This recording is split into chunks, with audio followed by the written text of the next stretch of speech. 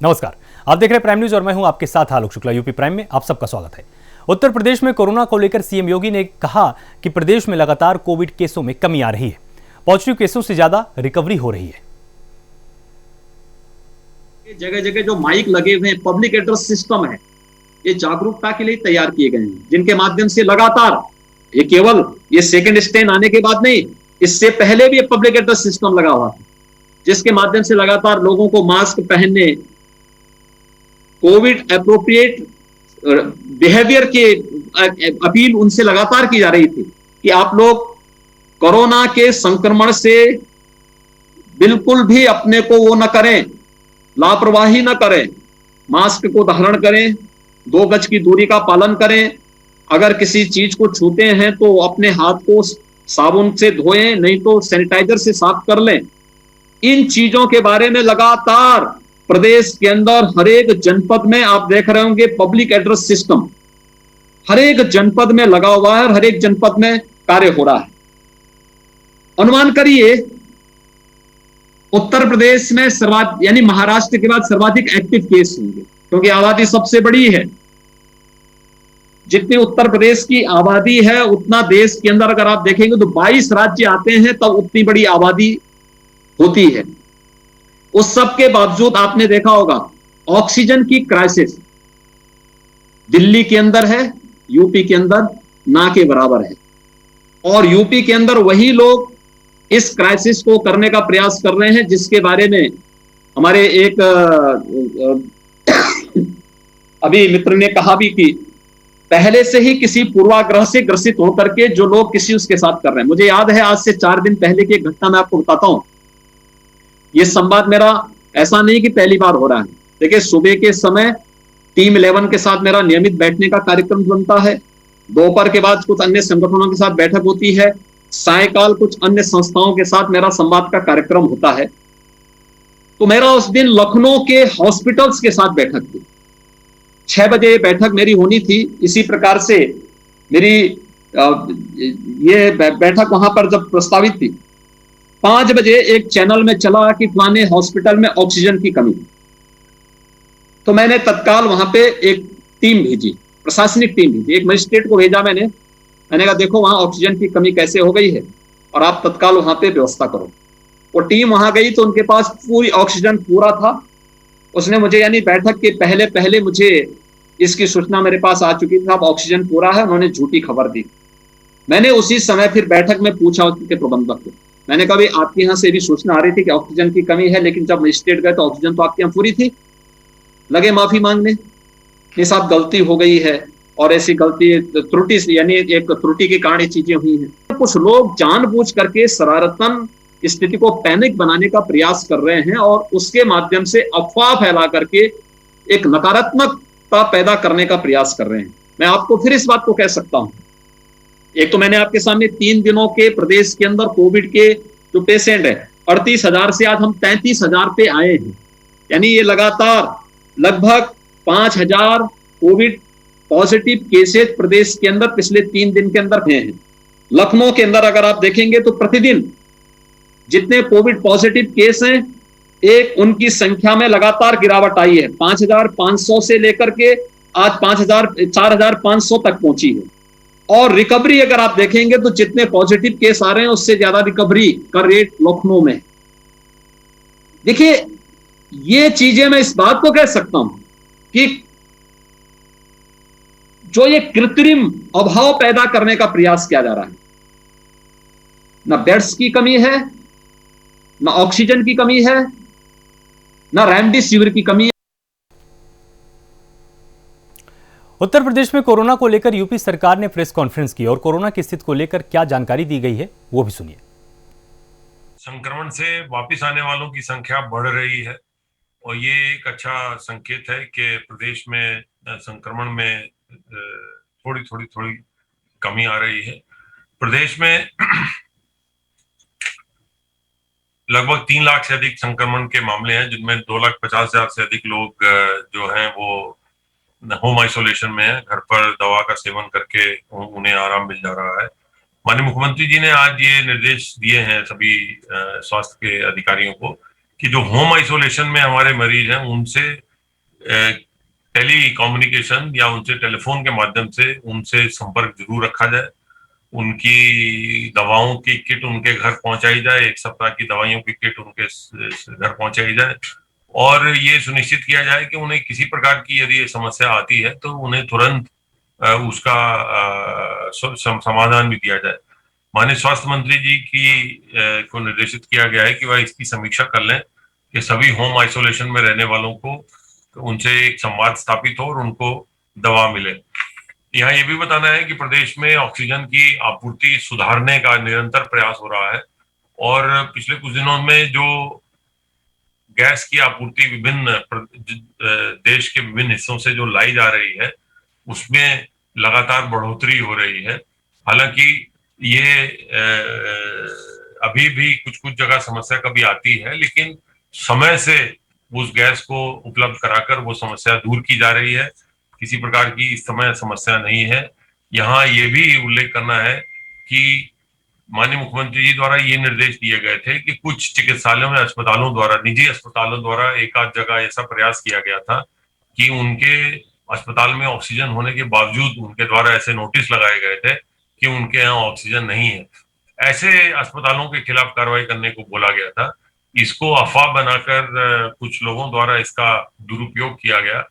केवल ये उन अस्पतालों के लिए था जहां पर ऑक्सीजन की उपलब्धता थी, परंतु उनके द्वारा इस प्रकार का गलत नोटिस लगाकर मरीजों को वहां से हटाने की कोशिश की गई, एक डर पैदा करने की कोशिश की गई, एक पैनिक फैलाने की कोशिश की गई।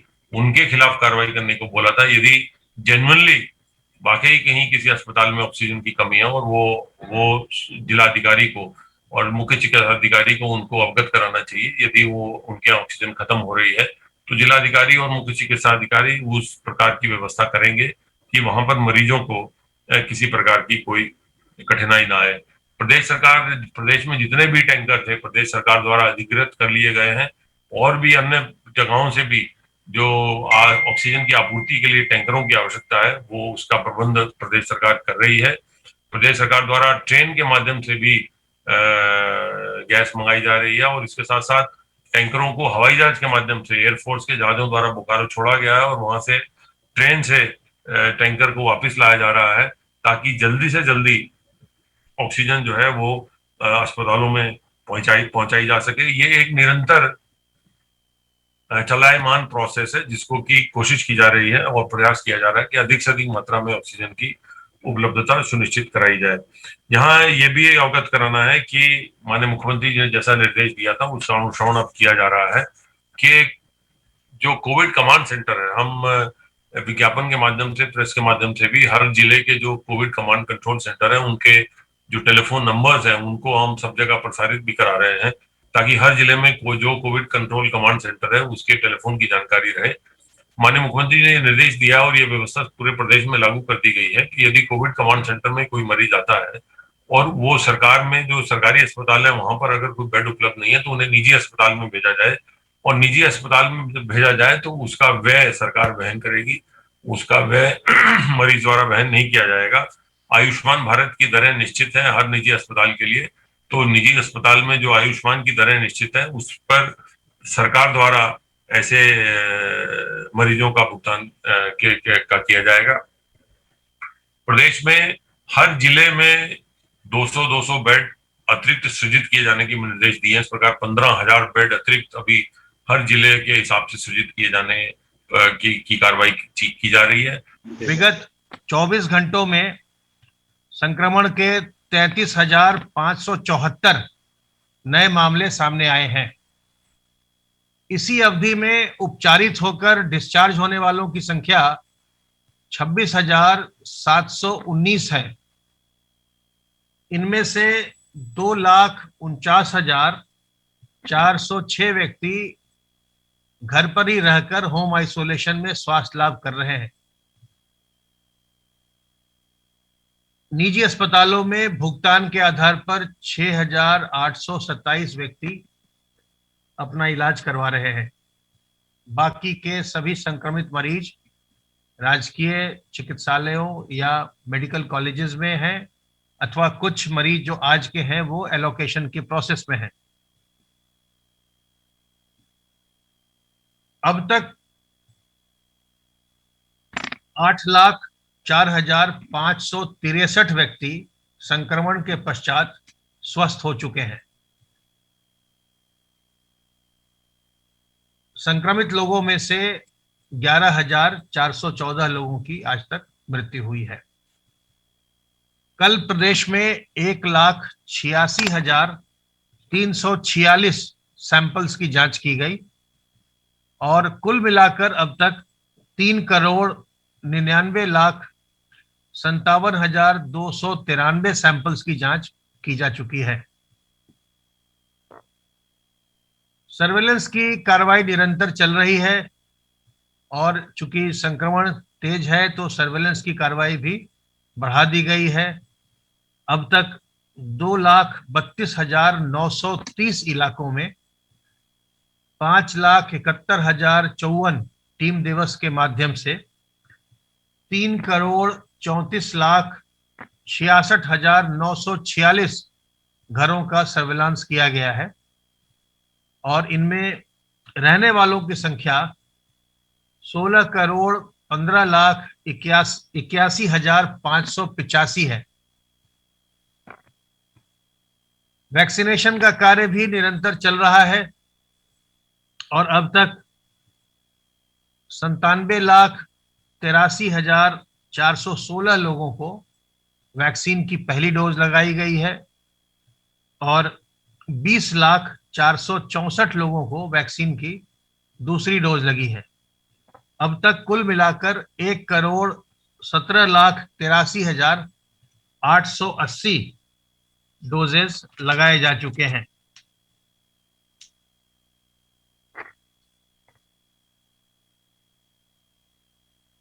निजी अस्पतालों और निजी प्रयोगशालाओं इनके लिए दरें निर्धारित हैं और इन दरों से अधिक चार्ज करना किसी मरीज से ये कानूनी दृष्टिकोण से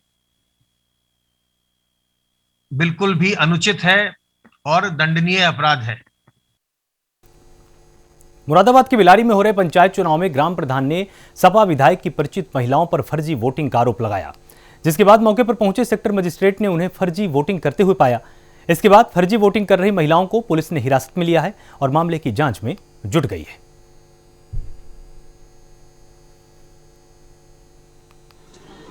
पोलिंग चल रहा है भैया, ये विधायक लोग हैं और पहले प्रधान है, ये जाली वोट डलवा रहे थे, जाली वोट डालते हुए पकड़ी गई हैं। कितने लोग पकड़े गए? अब 5 लोग पकड़े गए हैं मौजूदगी में और कम से कम 100-150 ने वोट डाल दिए। आरडी बनाते हैं, हर एक साल यही करता है ये प्रधान, जो जाली वोट बना के डाल देता है। जब सब कुछ चूतिया बनाता है गांव के अंदर। 28 साल से इस गांव पर राज कर रहा है, गरीब लोगों के साथ अन्याय कर रहा है, धमकी दिखाते हैं, पूरी रात धमकी दिखाई है इन्होंने गाँव को। वो नतीजा जाली वोट डलवा रहे हैं। ट्रैक्टर का यहाँ पर 3 महिलाएं जो फर्जी वोट डालते हुए पकड़ी गई हैं, मैंने बिठा रखा है। ठीक है, क्या कार्रवाई होगी? कार्रवाई अभी देखो मैं क्या करता हूँ, अभी कोई कार्रवाई बिठा रखा है यहाँ पर इनकी कस्टडी में। बताया जाता है परिवार विधायक के किसी रिश्तेदारी अभी मेरे ऐसे कुछ संज्ञान में नहीं है। ठीक है, और भी मतलब संज्ञान में है, आप राउंड किस हिसाब से लगा रहा है उस हिसाब से? मेरा हर 2 घंटे पर राउंड लग रहा है। ठीक है, 14 बूथ मिले हुए हैं, मैं समय समय पर जा रहा हूँ। कन्नौज में कोरोना के बढ़ते प्रकोप से व्यापारियों में दहशत का माहौल है और इसको लेकर व्यापारियों ने आज से 3 दिन का स्वैच्छिक लॉकडाउन का ऐलान कर दिया है। व्यापारिक संगठनों ने वर्चुअल मीटिंग के बाद बंदी की घोषणा की है। साथ ही उन्होंने आम लोगों से भी 3 दिन तक हर तरह की बंदी रखने की अपील की है। वहीं संगठन के नगर अध्यक्ष का कहना है कि जिस तरह से कोरोना की दूसरी वेव अपना कहर बरपा रही है और आमजन हो या खास सबको अपना निशाना बना रही है, इसके चलते हम सब दहशत में हैं और इससे बचने का एक ही तरीका है, वो है लॉकडाउन। अगर सरकार को लॉकडाउन लगाने में परेशानी है तो हम खुद 3 दिन की पूरी तरह से बंदी रखेंगे, जिससे कोरोना की बढ़ती चेन को ब्रेक किया जा सके।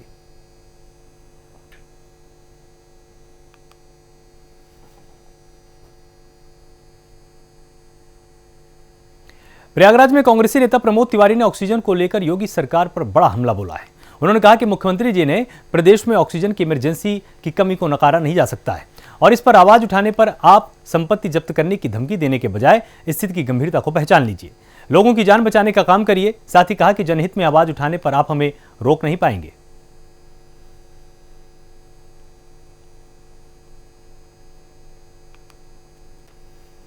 मुख्यमंत्री जी, आपको शायद मालूम नहीं जमीनी हकीकत क्या है। आज मोदी सरकार की गलत नीतियों के कारण, पूंजीपतियों के तिजोरी भरने के कारण जिस तरह 9000 मैट्रिक टन ऑक्सीजन, रेमडेसिविर की सहित तमाम दवाएं और वैक्सीन बांटी गई 82 देशों में, आज अभूतपूर्व संकट से उत्तर प्रदेश गुजर रहा है। और आप कह रहे हैं कि अगर ऑक्सीजन की कमी या कोई मुद्दा कोई उठाए तो उसके घर जब्त कर लो, करिए जब्त, तैयार हैं हम सब। लेकिन सच्चाई यही है कि आज मैंने आपके बयान के बाद कम से कम 20 जिलों में बात की उत्तर प्रदेश के। हर जगह ऑक्सीजन का संकट है, हर जगह दवाओं का संकट है, हर जगह वैक्सीन नहीं मिल पा रही है।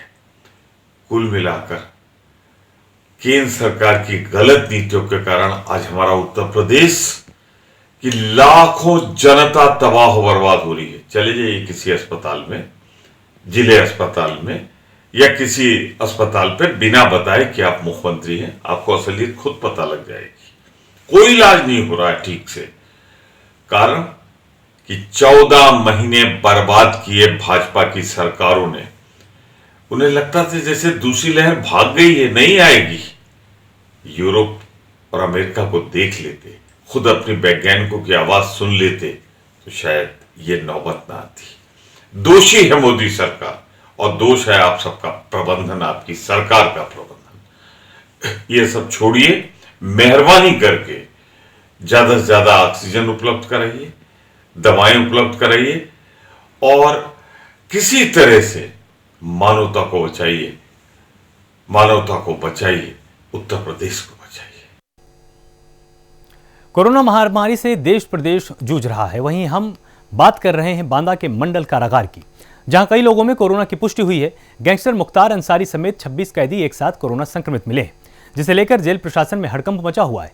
जिले में 24 घंटे में 291 नए संक्रमित मिले हैं। कोरोना संक्रमित मरीजों की संख्या अब 1329 पहुंच चुकी है। मुख्य चिकित्साधिकारी डॉक्टर एनडी शर्मा ने इसकी जानकारी दी है।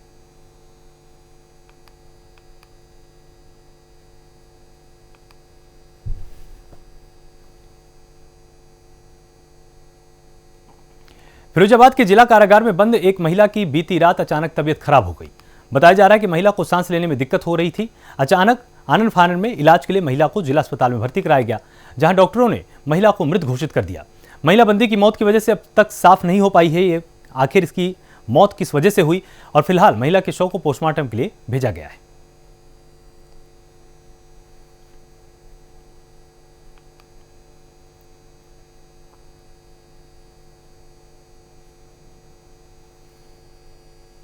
ये पेशेंट है राम बेटी, इसको जो है एमआई का अटैक आया है, हार्ट की प्रॉब्लम थी तो इसका जो है एक्सपायर कर गई रास्ते में ही।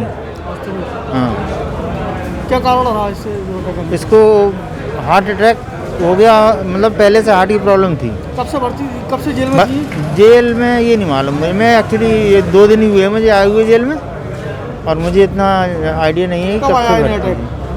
ये रास्ते में ही एक्सपायर किए हुए हैं। अटैक कब आया है, स्थिति अटैक की कब बनी? एक्चुअली इनका SpO2 और ये सब जो है गिरता जा रहा, तो मैंने कहा तुरंत इनको डिस्ट्रिक्ट हॉस्पिटल शिफ्ट कराया जाए। तो ला रहे थे, रास्ते में यहाँ लाते यहीं पे एक्सपायर कर गई।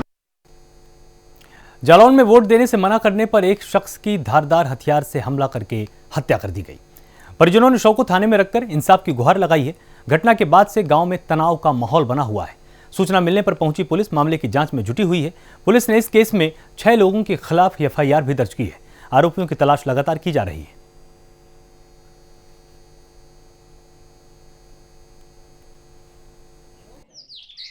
ईंटों चौकी फोन किया, पुलिस के साथ आए हैं, लेकिन जब यहाँ पे आए तो प्रशासन के साथ इतने फरसा कुल्हाड़ी थे कि वो लोग प्रशासन के सामने ही चढ़ बैठ रहे थे कि बस आप निकलो एक बार। सब अंदर थे तो भी प्रशासन कुछ नहीं बोल रहा था। प्रशासन भी इतनी ढील दी, मैंने कहा कि इतना प्रशासन होके तो प्रशासन ने मुझे उल्टा भगा दिया, चलो भाग जाओ नहीं तो भी मारे जाओगे। इतने लोग दबंग हैं कि प्रशासन ने आपको भी धमकी दी? प्रशासन ने यहाँ से घर भगा दिया कि आप जाओ यहाँ से। जब हम अपनी प्रशासन को शिकायत करने गए, भैया ने यहाँ से भगाओ, यहाँ पूरा द्वारे 100 लोग खड़े थे। आप कौन हैं इनके रिश्ते में? मैं प्रवीण कुमार का साला हूँ। देश भर में कोरोना कहर बरपा रहा है। इसी बीच ऑक्सीजन और जरूरी दवाइयों की कमी ने हालात और नाजुक बना दिए। नोएडा के अस्पतालों में ऑक्सीजन की कमी होने के चलते मरीज और डॉक्टर दोनों परेशान हैं। सेक्टर 27 स्थित विनायक अस्पताल में ऑक्सीजन 1 से 2 घंटे के लिए बची हुई है, जिसके चलते नए नॉन कोविड क्रिटिकल मरीजों को आईसीयू में भर्ती नहीं किया जा रहा। अस्पताल प्रशासन मरीजों को दूसरे अस्पतालों में शिफ्ट करने के लिए उनके परिजनों को कह रहा है। अगर आप आज के बारे में पूछेंगे तो आज हमारे पास टोटल 53 पेशेंट्स एडमिटेड हैं, जिनमें से मिनिमम 35 ऑक्सीजन डिपेंडेंट हैं और हमारे पास सिलेंडर बस 1 से 1.5 घंटे का बचा हुआ है। जैसे ही मुझे इसके बारे में सारा चीज़ पता चला और दिखा कि हमारे पास ऑक्सीजन की कमी है, मैंने डीएम ऑफिस में जो उनके असिस्टेंट हैं उनको मैसेज भी डाला हुआ है, सीएमओ ऑफिस में डाला हुआ है, वैभव बब्बर जो डीआई जो कंट्रोल कर रहे हैं ऑक्सीजन को, और उनसे हमने रिक्वेस्ट किया है कि ऑल्दो हमारा हॉस्पिटल नॉन कोविड हॉस्पिटल है, लेकिन फिर भी हम अपने पेशेंट्स के लिए डिवोटेड हैं और आईसीयू में ऐसे पेशेंट्स हमने रखा हुआ है जिनको इमीडिएट ऑक्सीजन की रिक्वायरमेंट है। और उन पेशेंट्स के अटेंडेंट्स को हमने ये भी बोला हुआ है कि भाई हमारे हॉस्पिटल से दूसरे हॉस्पिटल में ले जाकर एडमिट कर दो, लेकिन वो लोग इतना रिक्वेस्ट करने पर भी वो ले जाने के लिए रेडी नहीं है। और हमें पता है कि 1 से 1.5 घंटे में हमारे पास ऑक्सीजन सिलेंडर नहीं आता है, उनके पेशेंट्स मर जाते हैं अगर हमारे हॉस्पिटल में, तो यही परिजन है जो हंगामा तोड़फोड़ और सारा चीज़ करेंगे। यूपी प्राइम में फिलहाल इतना ही। आप लगातार जुड़े रहिए प्राइम न्यूज के साथ। नमस्कार।